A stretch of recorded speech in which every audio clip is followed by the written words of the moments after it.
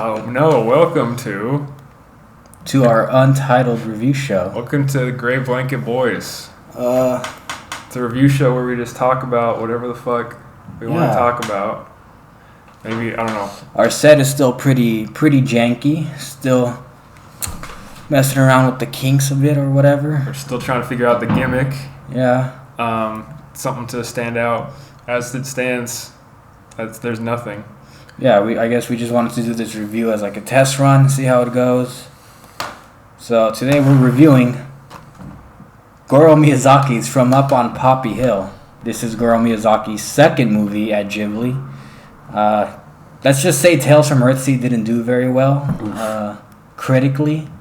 His own dad roasted his ass live, like on camera. His own dad, legendary Ghibli animation director Hayao Miyazaki. Apparently, he's not a great dad.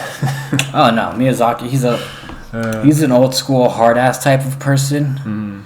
He just straight up walked out of Earthsea. Just took a cigarette break. I think he said that his son shouldn't have done animation or something like that. Oof! I didn't know that about that walking out. That sucks. Oh yeah, he just straight up walked out of his own son's premiere. But yeah, okay. Maybe we'll talk about Earthsea some other day. Probably not. But just kidding. It was we're alright. doing From Up on Poppy Hill today, which I think is, for what it is, a bit overrated based on reviews I've seen online and what other people think about it. And what do you I think it it was A-okay. I don't know about what other people reviewed it, but yeah, it's okay. It's an okay movie. I don't fully understand why this is our first movie review. It's not something we're particularly passionate about. Yeah, well, but it's interesting. Well, Mason just watched it the other day, and I guess when he told me he watched it, it just brought that fire in me. Like, really? From Up on Poppy Hill? You'd spend your time watching that? I was on a Ghibli binge. Not really a binge. It's taken me like a year, but... Well, From Up on Poppy Hill, I think it's pretty passable. I think it's Goro Miyazaki trying too hard to capture that like Ghibli magic after the failure of Earthsea. Oof. And his dad helped him out because he's credited as the writer on this one. But I'm sure it's all Goro because this film, I just do not see the appeal to this film. So, From Up on Poppy Hill, it's, I guess, kind of a coming-of-age story of some girl called Umi and some dude called Shun. Umi and Shun, yes. Yeah, so basically, Shun and his boys, his friends, they want to, I guess, save their frat house from being torn down. And kind of a frat house. It's like a frat house for high school kids. Yeah, a frat house clubhouse thing. It's called the Latin Quarter. I don't know that about the history of buildings like that, but it's a part of the campus, right? Yeah, and if you see the condition in which they have that frat house, they gotta tear that place down. Yeah, it's dangerous. Yeah, they're like when they're renovating the pillars are coming apart and stuff. It's crazy. So Shun, in his infinite wisdom, thinks that I want to save the frat house. I should jump off the fucking roof. That'll show him. Oh yeah, he did jump off the roof. Yeah, what was that about? Why did he do that? I thought he did it to basically send the message that they want to save the frat house. Huh. Yeah, that's why he says he did it. Oh, okay. But I just think, what probably happened in real life is that he's probably just some dumb kid. He's like, how old is he? Like 17? Dumb kid is like, I'm gonna jump off the roof because I'm a 17-year-old boy. Yeah, I assumed he was just like when that scene happened. The girl's the main character, so it's from her perspective. Well, mostly from her perspective, but she sees him jump off the roof and hit a tree and flip out, and it's awesome. And he falls in a pond. Yeah, he could have died. He definitely could have died. Like if he just landed on his head or something, there goes your movie. And she's like, "What the hell just happened?" Oh yeah, that turned her off. But I guess it turned on the rest of the school. Yeah, they were way into it. She puts out her hand to help him out of the pond, and then they pose for a picture, and it's like they're trying to frame it as like being all romantic, and he's all smiling. And Oh yeah, and she's like, she's tsundere. So she's what? Never mind. She lets go of him, and like it's just the whole thing where it's like, the meet cute doesn't go so well. That old trope. Oh yeah. I mean, why did she rush to help him? Like at first she's like, ugh, what a dumbass. And then the second he lands in the pond, she's like, I gotta help him. Well, she was just being nice. I can see that. No, let the dumbass hurt himself. Just let him die. He decided to jump off the ceiling to save the frat house. Let him break his leg and drown. Yeah. And he probably only did it for clout. I mean, all the girls were into it. All the dudes were like taking pictures and shit. Did it for the clout. Yeah. 60s clout, by the way. Forgot to mention. Oh, yeah. It's in the 60s. The backdrop's kind of important to the themes of the movie, I guess. Japan in the 60s. The frat house, I feel like is ham-fisted into the theme, like in a really awkward way. I don't know. I can see that. Because the background, the setting of the movie is Japan in the 60s. It's a Japan that's trying to modernize, Yeah, they're trying to move on, basically, from World War II. From how fucked up they were. Yes. And then the Olympics, the 1964 Olympics are coming to Tokyo, the ones not screwed over by a global pandemic. Something that's kind of peppered throughout the movie as like returning to that theme of Japan trying to move on. Trying to just sprint into the future, kind of. Yeah, and Shun, he sees the big high school company or whatever wanting to tear down the old frat house. He sees that as an affront to the past. Like, right. Basically, like, ignoring their cultural values from the past, their ancestors, their family. They're gonna put some, like, more modern building as a new wing of the school, I guess. Yeah. Which I understand, but it's... When you see the condition of that frat house... I'm kind of on the side of the high school. Like, that building's gotta go. In terms of the actual, like, if it happened in real life, probably would be say, like, that place, it's like this nasty old wooden building from, like, the mid-1800s, probably. Like, it's so dusty and, like... It looks awful. I mean, I get that the building is supposed to be, like, a metaphor, kind of, for Japan as a whole. But it just doesn't work, because it's just the dumb frat house. I just can't make that connection. It's a building where all the male, all male students. It's only male students. All the dudes, they just chill in there. They chill out and they don't do homework. Does anybody do homework in this movie? They pursue their different fields. They spend all day cleaning that thing for like a week. There's like where's the time to do homework? There's like a math. I don't know, a math group in there. Yeah, there's a math club, a philosophy club. Yeah, different clubs. That one philosophy club dude has more personality than Shun and Umi. Yeah, for sure. Yeah, that's another thing with this movie. The main characters do not have any personality. Like, Umi's just there the whole time. She just cooks food, she walks around. But other than that, like, there's no interesting characteristics about her. The same thing with Shun. Like, he's just... I guess he's the popular kid, kind of. Yeah. But there's nothing memorable about his character. Their backgrounds are kind of important. Like, their home life is obviously a big part of the plot and the themes. Like, Umi lives with, I don't even know. She lives with her family, except her mom is, like, studying in America for something. I don't remember what. Mm-hmm. And her dad died in Korea.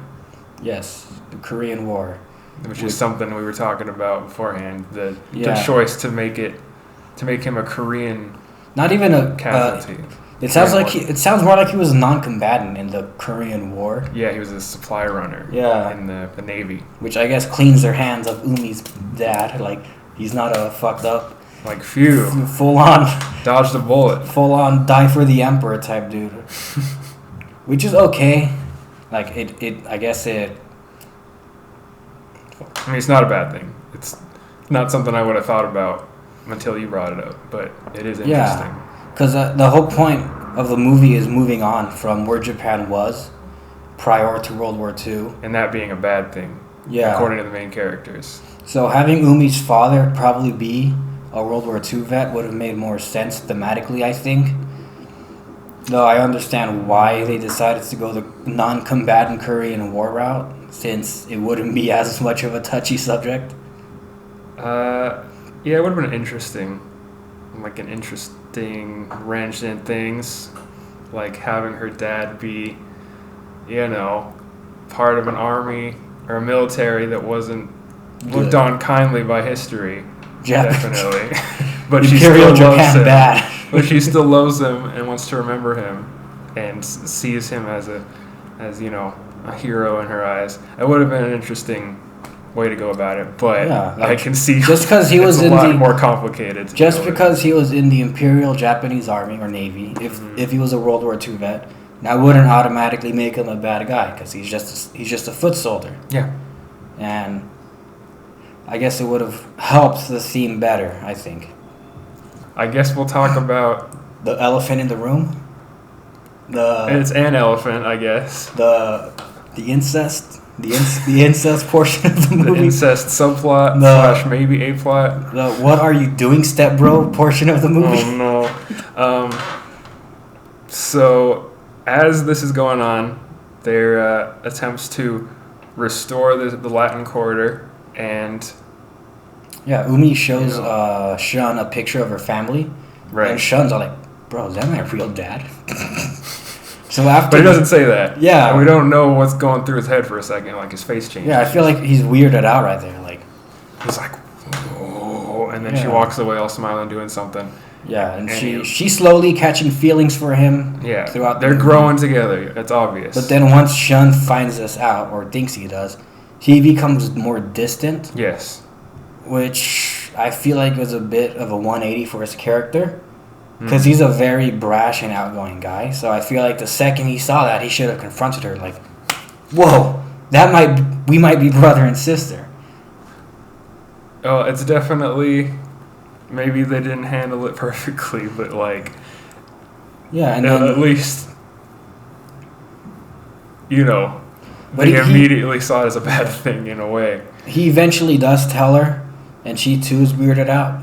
Like, it's not, I don't know, the way when they find it out, neither of them are like, it's not a creepy subplot or anything. Yeah, I guess they dropped the relationship. They're like, all right, we're brother and sister. Yeah. Which I guess is fine. The way what I thought was weird was like the way they handled it. Like when they're in Tokyo? No, I mean, I thought it was weird that when they found out they were brother and sister, he says that he went and checked with the city hall off screen. They find it out, and then their relationship just kind of ends. I wouldn't say it just kind of ends. I wanted to say it's when he tells her that they are brother and sister. Like, I don't know why neither of their reaction was to be like, oh shit, you're my long lost sibling. Oh my god, do you want to come and like see the family? Like, this is crazy. Oh yeah. What a crazy coincidence. That would have been. You'd think there'd be like some positive angle to that. It's just like they don't tell anybody, and it's like, oh, I guess we can't be together. I guess we'll just be distant for the rest of our lives.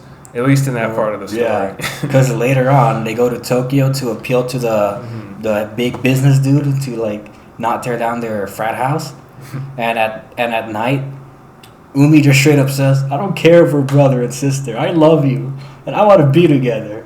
And she didn't say, "I want to be together." Yes, she did. She says, "I love you, and I don't care if we're brother and sister." And Shun reciprocates those feelings. They both say, "I love you," which brother and sister can do. No, they say it in a romantic manner. They decide to keep the romance going despite being brother and sister. No, that's not how I took it. That's how I took it. It just came off like they weren't gonna make out about it, but they just, I don't know. That's not the way I took. I didn't see it like they were gonna, she try says, things out anyway. I'm pretty in the sub. I'm pretty sure it said, "I'm in love with you." Oh, interesting. Yeah. Interesting. That's a difference in the dub, the version I watched. What did the dub say? I don't really know what to do because we're... Umi. Look, I know we can't do anything about it, but just know, I love you.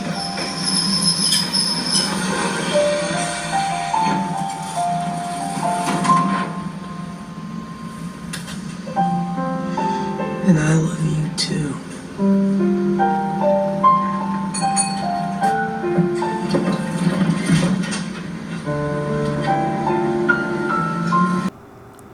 Jamie Lee Curtis. Jamie Lee Curtis. Bruce Dern, Ron Howard. What the hell? And Aubrey Plaza and Anton Yelchin as Shun. My girl, Aubrey Plaza. Yeah, your girl. Anyway, I was going to talk about the differences between the sub and the dub. That's something I didn't know. That they say I'm in love with you instead of in the dub. Very clear difference. I love you. I mean, interesting. I feel like you wouldn't say those words to somebody you just met who you think is your sibling. I love you, because that takes years of like bonding to build. Yeah. No, While high schoolers saying I'm in love with you, that happens every day. Every day. That's true. Yeah. I can see that. Like the relationship maybe doesn't get all the way that way. Like they're ready to get married. Or at least 17-year-olds. This isn't Whisper of the Heart, all right? Whisper of the Heart is the perfect movie, by the way. Just so I can make you hate me a little bit. I feel like their relationship at the end, like it progresses very naturally. I think it's a nice story, but they say they're ready to get married like right at the end, and it's not like they don't have that much experience together. They knew each other. They're middle schoolers, all right. It's young puppy love, all right. Knew each other for like a few weeks. I don't know. All right, let's get. Not to get too off track, but it's just something I've noticed in these Ghibli movies, where it's a young romance as the center of the movie, where it's just kind of like they take a big swing near the end, where it's like it's suddenly the most beautiful love story I've ever seen, tearful, kind of reunions kind of thing, but it's like it's not earned. I feel like it's not that it's not good, but just that like near the end of the movie where they start being like, you're the love of my life. There's no one else besides you. You see, I get that criticism. It's just kind of like near the end of their little arc. It's a big jump, is all I'm saying. From Up on Poppy Hill, or all these movies. Yeah, so I get that with Whisper of the Heart, but I think the point was to show that naive, like middle school love. But this one, I don't get that at all. I feel like once they find out that they're not related, they're like, whew, I guess we can be regular, just boyfriend girlfriend now. I don't get that whole like live happily ever after feeling with this one. Yeah, I can see that. Yeah, it's something I appreciate about it. I would appreciate it more if there wasn't that weird ass incest. Yes. Plot that. Who came up with that idea? My take on it is that like they wanted a main plot that tied into that theme of moving into the future but still holding on to the past, but sometimes elements of the past aren't so pretty, but you still have to bring them into the light anyway, or take them as they are in a way. I mean, I guess but I still don't like that as a plot. I just feel like pulling a Luke Skywalker and Princess Leia, everybody's learned their lesson from that. At least they didn't kiss in this one. They definitely kiss in Star Wars. Yeah. I know this is based on a manga, so maybe it's a criticism of the manga. I haven't read it, but if they're very similar, then I kind of wish they sat down and thought of a better way to tie into that theme. If the incest subplot is in the manga, first of all, fuck the dude who wrote that book. Secondly, you gotta destroy the source material. You gotta be like, this incest subplot is a big no-no. Or don't make the movie. That's another option. It's gonna ruin the movie. Let's do something different, but they kept it in. Yeah. Goro really wanted that incest subplot, I guess. Or maybe Hayao, because he's credited as a writer. A lot of the word incest per minute in this video for our first video. It's not my fault. It's not. There's a Ghibli movie with incest, or almost incest, or straight up incest, because when they think they're brother and sister, they're like, oh my god, I'm so in love, let's stay together. At least in the dub version, I didn't get the vibe that they were just gonna go for it anyway. They're gonna go full on stepbro steps. No. I didn't get that vibe. I don't know. It felt like they still wanted to be part of each other's lives, but not take it there, which I think would be a good way to handle it. They hide their feelings for a lot of the movie, like the subplot or whatever, the Latin Quarter plot progresses, but they just kind of stay distant for a long time. I wouldn't say they hide their feelings for a lot. I guess I feel like before the incest thing kicks in, there's romantic tension between them. You can feel it building. So I wouldn't say they completely like hiding their feelings. It's only once Shun. No, yeah, that's what I mean. After that. Yeah, after that, Shun becomes really distant. There's like a while where they're still moving on with this Latin Quarter thing, which was his idea in the relationship, by the way. He roped her into this. So yeah, he just straight up told her, work. Like she came in, he's like, write these posters down, and she's all like, okay. Yeah, and then he's gonna turn around and be an asshole and hide shit from her and just be like awkward about it after everything she did for him. Fucked up. Yeah, he's not really the best character now that I think. But he is a kid. I mean, he's a kid, 17-year-old yeah. kid. Also, his stepdad seems kind of distant. Like he just shows up. He's watching baseball. Another distant Ghibli father figure. Bro, father. Hayao's like an 80-year-old Japanese dude. His dad probably beat the shit out of him for like coming home a minute late. So those characters in those movies are probably an improvement on that. On Hayao's real daddy. Yeah. I don't know his story. His stepdad he's distant, but he doesn't seem like bad. Like, yeah, that's something that you never get the vibe that they're bad in these Ghibli movies, because it's that father character is pretty similar to the other ones. Yeah, and then Umi really loves and respects her father. Like she goes out every morning to raise some goddamn flags. Mm-hmm. Like how can you do that? That's some dedication. They had this ritual when she was a kid. When her dad would go off to sea, she would raise the flag so he'd always find his way home. And that's what he told her. I'll always find my way home if you raise the flag. So yeah, into her in high school, she would do that every single day, raise that flag. So one day he'd come to her. That's kind of touching in this movie, honestly. Mm-hmm. I know this might be a weird comparison, but I just saw Saving Mr. Banks the other day. Okay. And just seeing P.L. Travers' relationship with her dad in that one. Which is probably fake, like the relationship with Disney, but go on. Like, this movie reminds me a lot about that. Like, how she barely knew her father, but still loves and respects him so much. And he loved her. Yeah. But it doesn't mean he's a good dad, necessarily.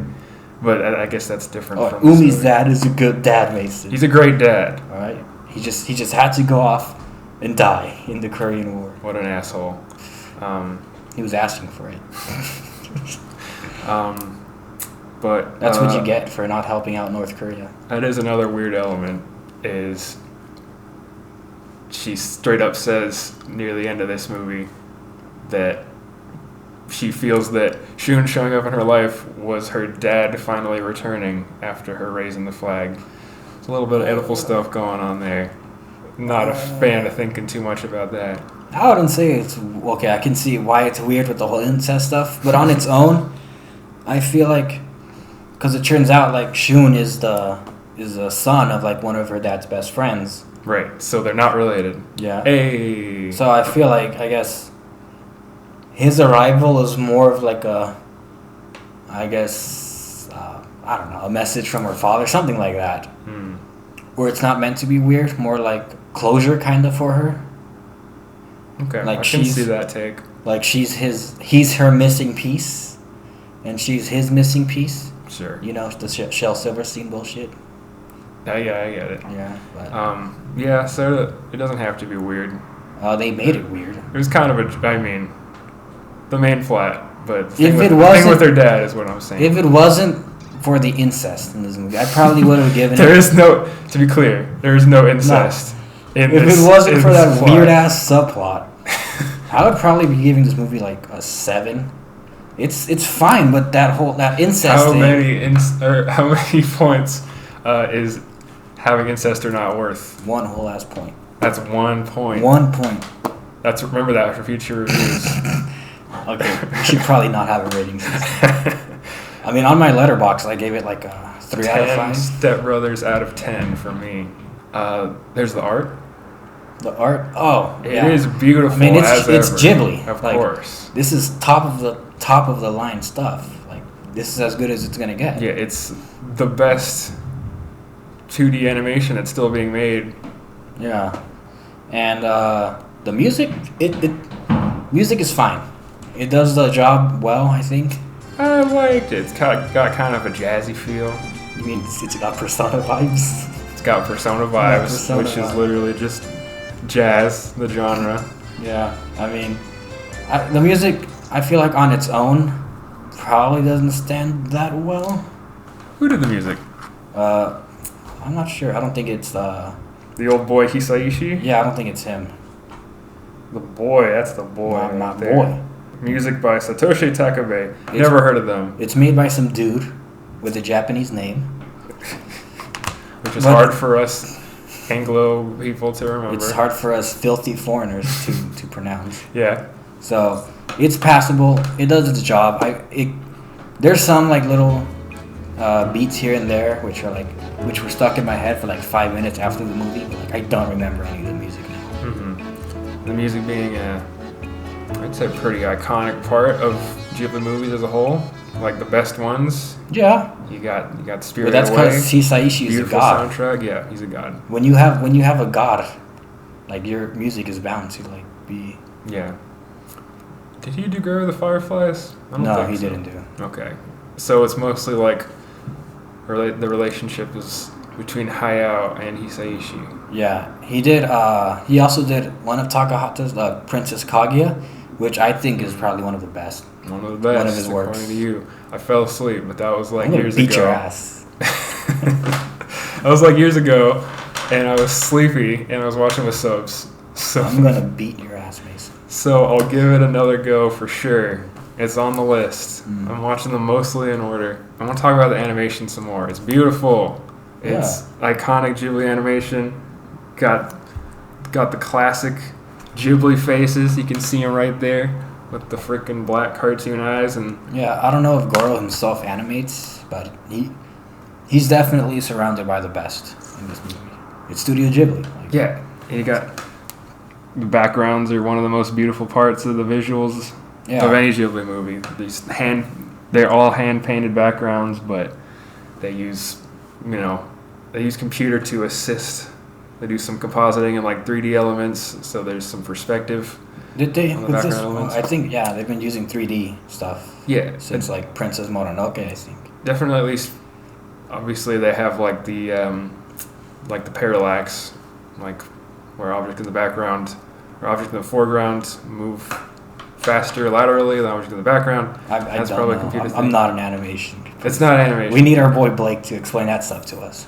Let's call him. Going back to the computer elements, like the 3D. I honestly can't tell like what's computer. I know their computer use is very limited in these Ghibli movies, but I'm not. I can't really tell. One of the first shots, it's like different shots, kind of still shots, going towards the top of the hill, and one of them is like, it looks really good. It's like the camera's tracking across this road, and you can everything looks pretty much 3D. It's like, I don't know, it's like a real 3D environment, but every element of it is hand painted. So they kind of master that tech, I think. It's something that they used in Spirited Away. It probably wasn't the first one, but I think Spirited Away is overrated. no, you don't. Probably gonna get killed for that one. We're gonna have to talk about Spirited Away then. God damn it. No, We're not a Ghibli channel. We though. can't shoehorn ourselves from the beginning. We're not gonna pigeonhole ourselves into the Ghibli fucking We'll become review Ghibli. circle. Ghibli theory. Ghibli theory. Yeah. Um, You know, like Star Wars theory, Harry Potter theory, all those theory channels. Ghibli theory. Yeah. Are Umi and Shun actually brother and sister? Does Umi get stuck in the laundry room and then Shun shows up and Oh no. yo, I know what I'm doing today. In his stupid little hat, school uniform. Yeah. I mean, it's not bad. It's just, to me, like the plot is ass, I think, with the incest thing. And then the other main plot with the whole frat house just isn't very interesting to me, especially because I just can't see the connection to the main theme. Mm-hmm. Oh, I see the connection. I just Yeah. don't think it's a good connection. Yeah. Yeah, I agree. I see that connection, but it could have been just a better, tighter plot, I think. Not tighter, because Ghibli movie plots aren't tight, but I think the main plot between the two characters, it's just not something I would write a Dude, is that- movie about. Is that in the manga, or was Goro just like sitting there contemplating life, smoking his cigarette, like, oh, I need to impress my dad. I got just the idea. This'll do it. Well, it was Hayao's script, or he wrote it. I know. I mean, doesn't he just storyboard? Animation writing is different. Yeah, than it's- storyboards. So The incest subplot just came to him naturally as he was drawing.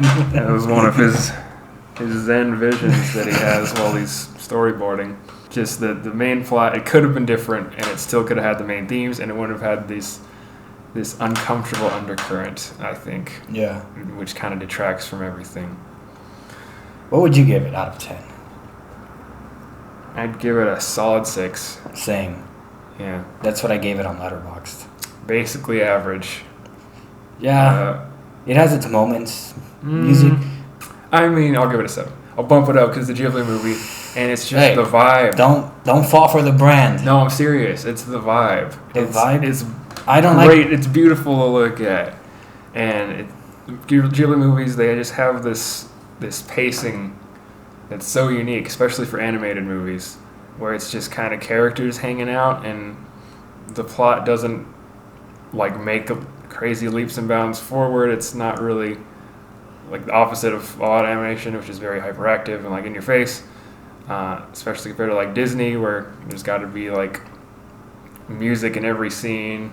Yeah. And Illumination. yeah, that Mario movie's gonna be great. And that sound design, something I want to touch on. It's always good in these movies. You want to talk about sound design in It's- a $1 million movie? I'll Of be course quick. it's good, Mason. I'll be quick, but Nobody gives a shit about the sound design. It's just not something you see not something you hear in a lot of animated movies.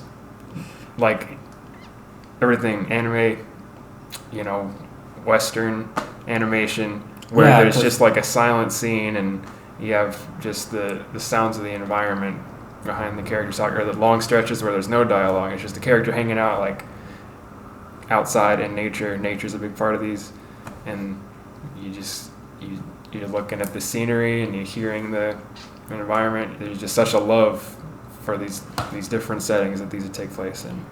Yeah, I did not feel that vibe at all in this one. You're just kind of bored. I wasn't bored. I get the vibe they're going for. Like, it's a very small town. It's a sleepy, fisherman's town, I guess. Mhm. It ain't Tokyo. Like, you definitely feel that big city vibe when they go to Tokyo. Yes. Interesting contrast there. Yeah, but I would say, Earthsea is a better vibe movie, I think. Because even though the plot in that one sucks ass, the vibe saves it for me. But I think it was not bad. I liked Earthsea better than this, for sure. But the plot wasn't bad. Whatever. We'll talk about Earthsea another time. Maybe or maybe never. enough Ghibli. All right, maybe one more Ghibli. It just after sucks this. that literally the ones that probably land straight in the middle in terms of the spectrum of how good they are is the only one we're gonna review. We have so many thoughts about the other ones that we like better. We could probably have a Ghibli fest some other day One day. if we actually continue doing this. Maybe if we get viewers, then I don't know if that's something. Please, If that's something they'd be into. please give us your money. I have no idea how we're gonna get more people on board to this thing. But I don't know how the algorithm fucking works. How it recommends shit. I don't know. Kind of want to get it better. set or backdrop. You don't like the gray blanket? No. Better audio. Well, I guess there's not much we can do with our spot other than maybe put up sound blankets everywhere. Better lighting. Yeah, I'm not a gaffer. You're a pretty good gaffer. No. I'm going to take a picture of this setup, and it's going to be edited into the thing Oh, God. with the fucking light standing up on the couch. With Well, we gotta get Nick. We gotta get Nick just for this. Yeah, so from up on Poppy Hill. I mean, if you're a Ghibli stan, check it out. If not, I wouldn't really. There's no point, I think, to watching it. I mean, I know you gave it a 7. What do you think? I think it's still good. Despite all the problems, it's still maybe not all the way captures that Ghibli magic, but the spirit is definitely there. Would you say it's Spirited Away? I think the spirit is a lot farther away from this one than Spirited Away, if I'm honest. Alright, well, that's from up on Poppy Hill. 7 out of 10. Like, comment, subscribe. 6 out of 10. Don't like, comment, and subscribe. Please like, comment, and subscribe. Movie fucking sucks dick. Don't watch it.